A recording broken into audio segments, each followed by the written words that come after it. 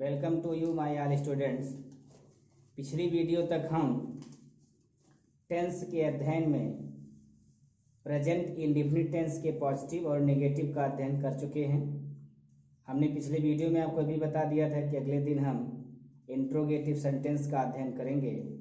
तो आइए आज के इस वीडियो में हम प्रेजेंट इंडेफिनिट के इंट्रोगेटिव सेंटेंस पर चर्चा कर लेते हैं।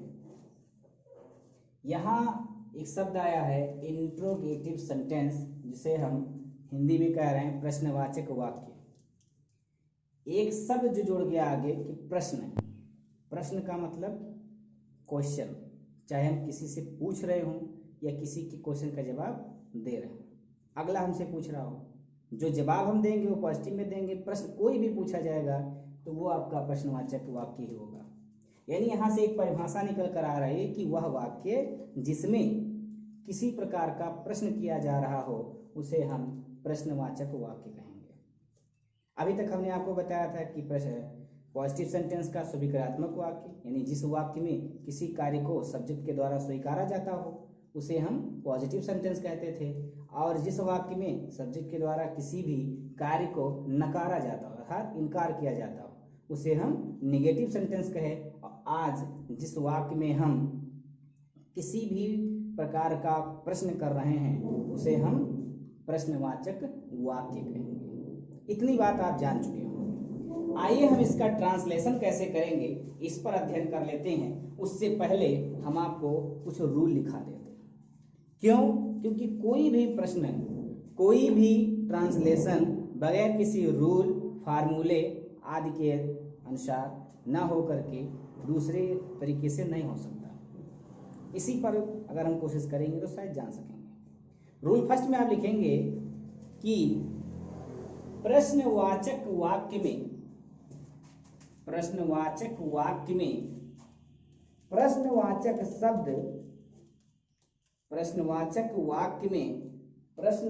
शब्द। अब प्रश्नवाचक शब्द क्या होते हैं? जैसे क्या, क्यों, कब, कहाँ, कैसे, कितना, किसे, किसको, कौन सा, ये सब प्रश्नवाचक शब्द हैं। रूल फिर से लिख लीजिए। अगर हिंदी नहीं पसंद आए तो अंग्रेजी लिख सकते हैं कि इंट्रोगेटिव सेंटेंस में इंट्रोगेटिव वर्ड वाक्य के पहले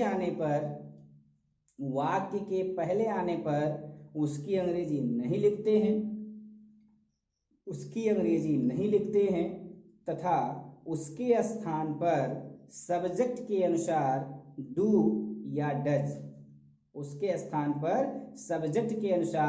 डू या डज का प्रयोग किया जाता है। पहला रूल। दूसरे रूल की अगर हम बात करें तो आपको कहना होगा कि इंट्रोगेटिव सेंटेंस में इंट्रोगेटिव वर्ड वाक्य के बीच में आने पर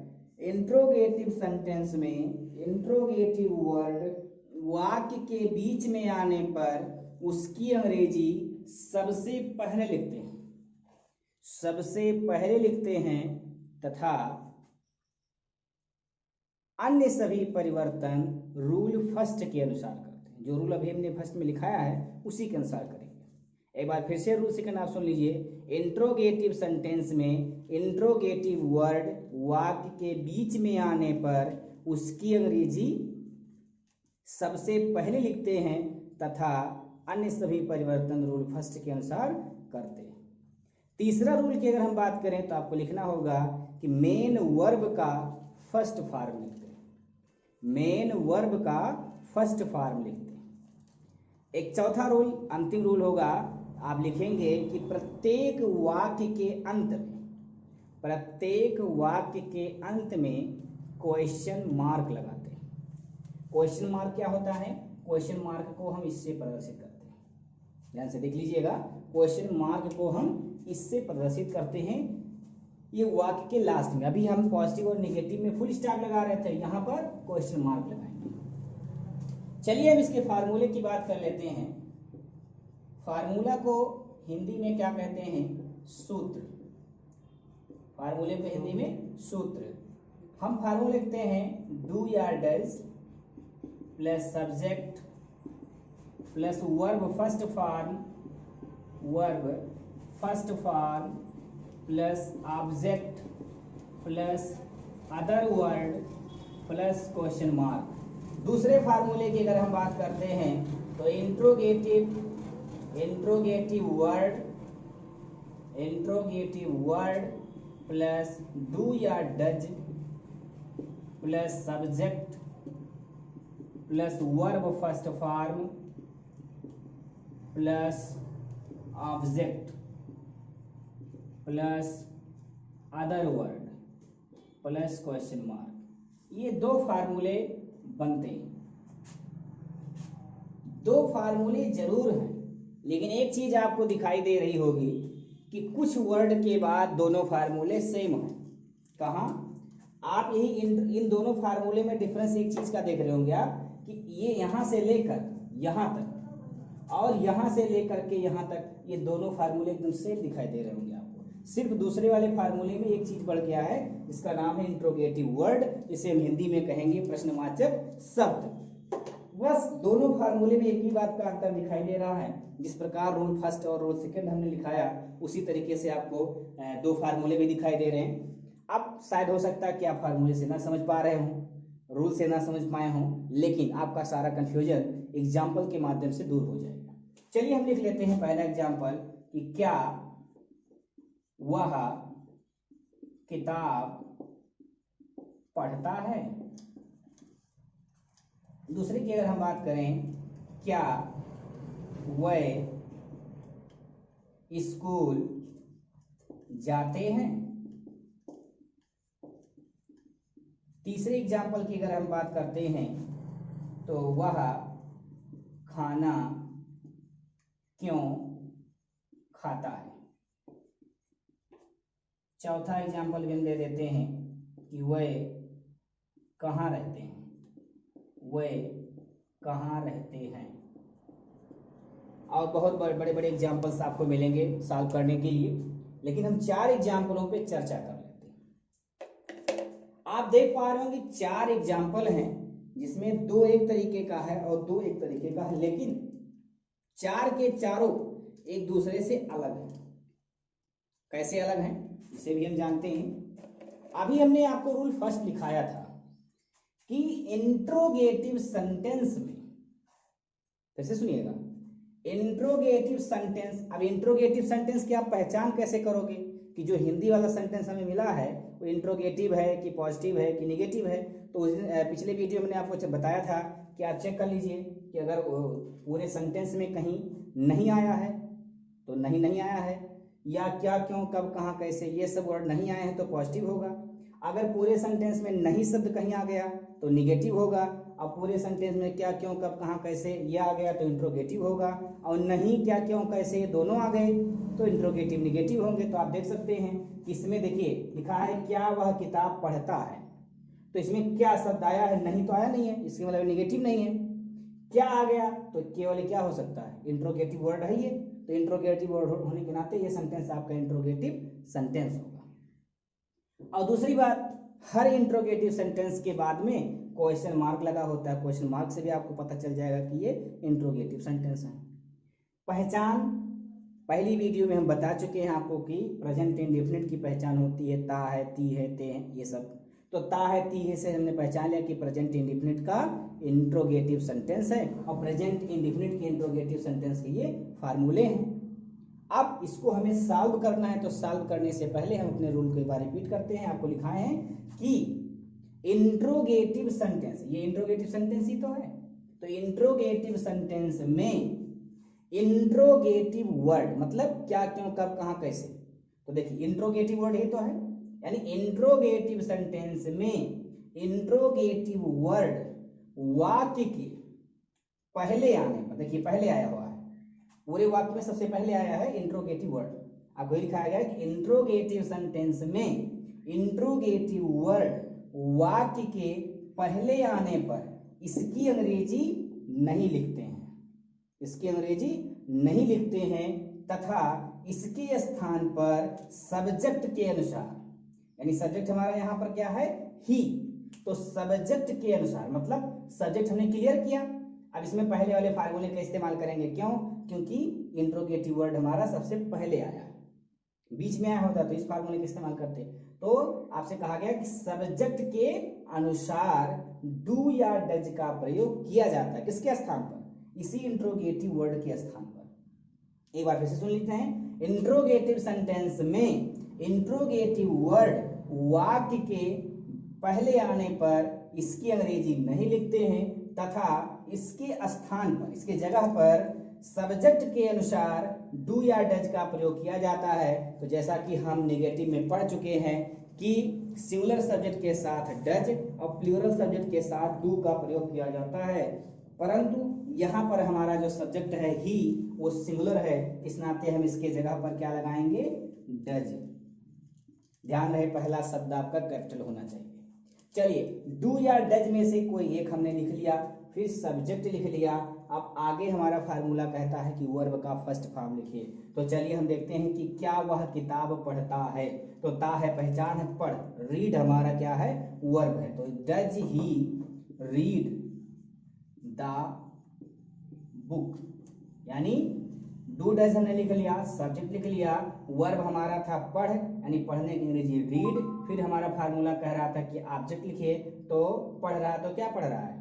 किताब, तो द बुक। और कोई वर्ड यहाँ पर होता तो उसे हम अदर वर्ड के जगह पर लिखते।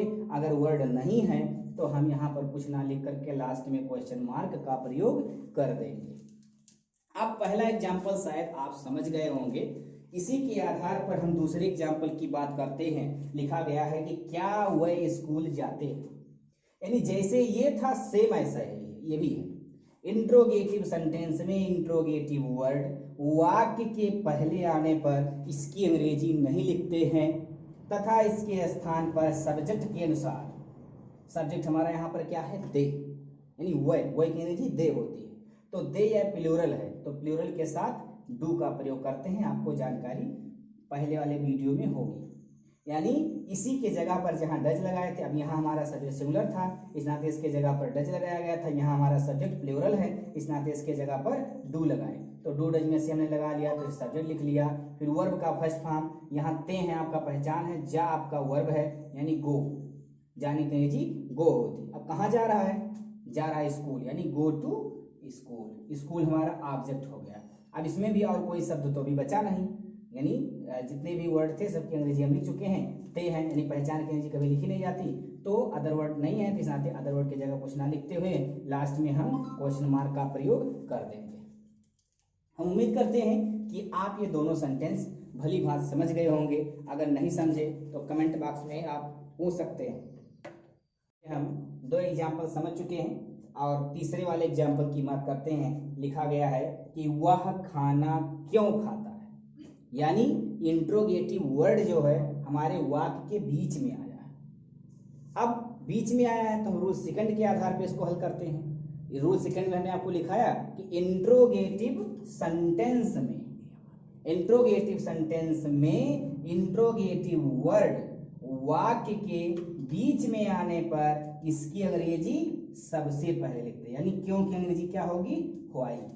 यानी अगर सेंटेंस में इंट्रोगेटिव वर्ड आपका बीच में आया है तो उसकी अंग्रेजी आप सबसे पहले लिख लोगे। सबसे पहले या देखिए लिखा गया है दूसरे फार्मूले में, देखिए इंट्रोगेटिव वर्ड हमने लिख लिया। उसके बाद कह रहा है कि डू या डज लगाइए, तो डू डज हम वैसे तो लगा नहीं सकते।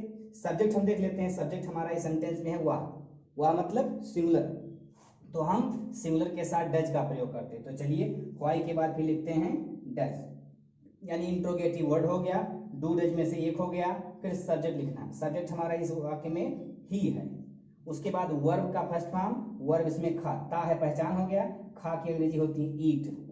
फिर लिखना है हमको ऑब्जेक्ट, यानी द फूड,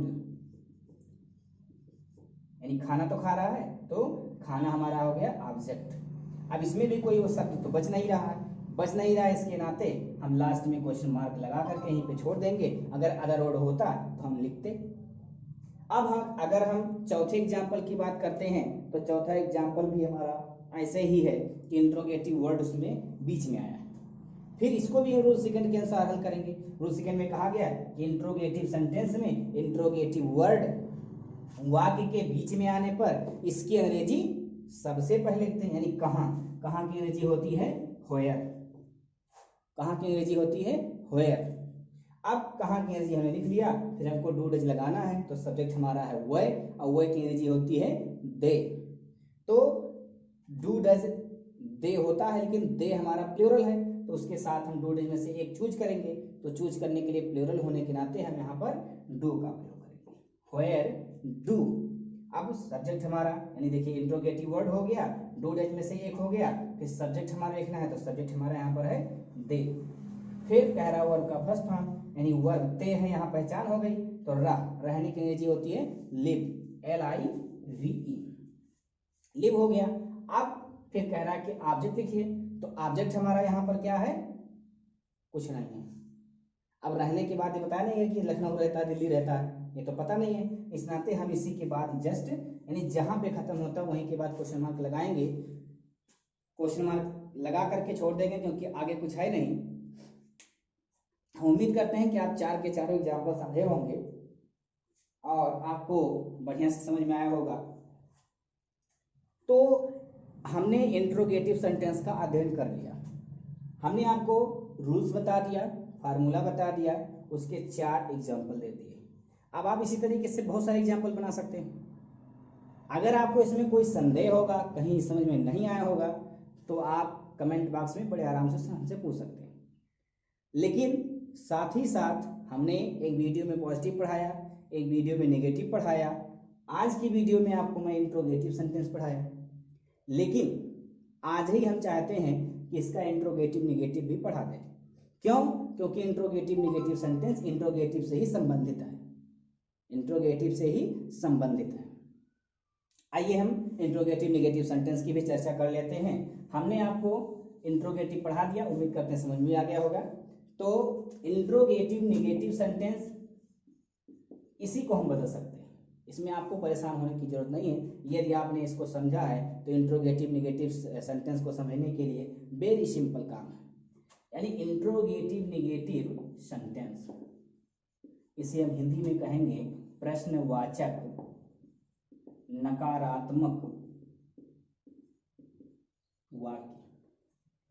यानी ये वाक्य ऐसे होंगे जिसमें प्रश्नवाचक शब्द भी होगा और नहीं भी होगा, दोनों वर्ड होंगे। तो पहले ट्रांसलेशन करने से पहले हम रूल समझ लेते हैं। तो रूल आप लिखिए। रूल फर्स्ट में आपको लिखना होगा कि इंट्रोगेटिव सेंटेंस, रूल आप लिखेंगे इंट्रोगेटिव सेंटेंस में नहीं शब्द आने पर, यानी नहीं शब्द आने पर, देखिए नहीं हम लगा दे रहे हैं इसी इंट्रोगेटिव सेंटेंस में। जो इंट्रोगेटिव सेंटेंस हमने आपके सामने लिखा था उसी में नहीं लगा दीजिए। यानी आप रूल क्या लिखेंगे कि इंट्रोगेटिव सेंटेंस में, पहले इंट्रोगेटिव ही तो था, इंट्रोगेटिव सेंटेंस में नहीं शब्द, देखिए नहीं शब्द आने पर सब्जेक्ट के बाद यानी सब्जेक्ट हमारा यहां पर है, तो सब्जेक्ट के बाद नॉट का प्रयोग, देखिए यहां सब्जेक्ट के बाद आपको क्या लगा देना है, नॉट, NOT, नॉट का प्रयोग किया जाता है। यानी सब्जेक्ट के बाद नॉट का प्रयोग किया जाता है, तथा अन्य सभी परिवर्तन इंट्रोगेटिव सेंटेंस की भांति ही करते हैं। मतलब रूल हमने आपको लिखाया कि इंट्रोगेटिव ही तो लिखे थे हम, उसी इंट्रोगेटिव सेंटेंस में अगर क्या, क्यों, कब, कहाँ, सारे के सारे जो फॉर्म होंगे वैसे होंगे जैसे इंट्रोगेटिव के थे, खाली एक चीज बढ़ जाएगा नहीं। अगर कोई ऐसा वाक्य आपको मिले कि उसमें इंट्रोगेटिव वर्ड भी रहा है और नहीं भी रहा है, तो आप उसको इंट्रोगेटिव की भांति हल करेंगे, कोई दिक्कत नहीं है। जैसे इंट्रोगेटिव के तरीके से हल करते हैं वैसे हल करेंगे। बस क्या करेंगे, सब्जेक्ट के बाद आपको नॉट फार्मूले में भी लगा लेना है और एग्जाम्पल में भी लगा लेना है। यह रूल भी हमने लिखाया है कि इंट्रोगेटिव सेंटेंस में नहीं शब्द आने पर सब्जेक्ट के बाद, देखिए सब्जेक्ट के बाद नॉट का प्रयोग करते हैं, बकिया सब कुछ इंट्रोगेटिव जैसा ही रखते हैं। आप स्वयं देख पा रहे होंगे, एकदम स्पष्ट दिखाई दे रहा होगा आपको कि सब कुछ वही है, बस हमने क्या किया है कि सब्जेक्ट के बाद नॉट लगा दिया है, हिंदी वाले में नहीं। और बकिया क्वेश्चन मार्क और इंट्रोगेटिव वर्ड को आगे पीछे बीच में आने पर क्या करते हैं, आगे आने पर क्या करते हैं, बकिया सब कुछ वही है, बस केवल एक परिवर्तन हुआ है इंट्रोगेटिव नेगेटिव सेंटेंस में कि नहीं शब्द आ गया उसी वाले इंट्रोगेटिव में, तो हम क्या करें, सब्जेक्ट के बाद नॉट का प्रयोग कर दिए, बकिया सब कुछ वही है। हम उम्मीद करते हैं कि आप इंट्रोगेटिव नेगेटिव सेंटेंस भी अच्छे ढंग से समझ गए होंगे।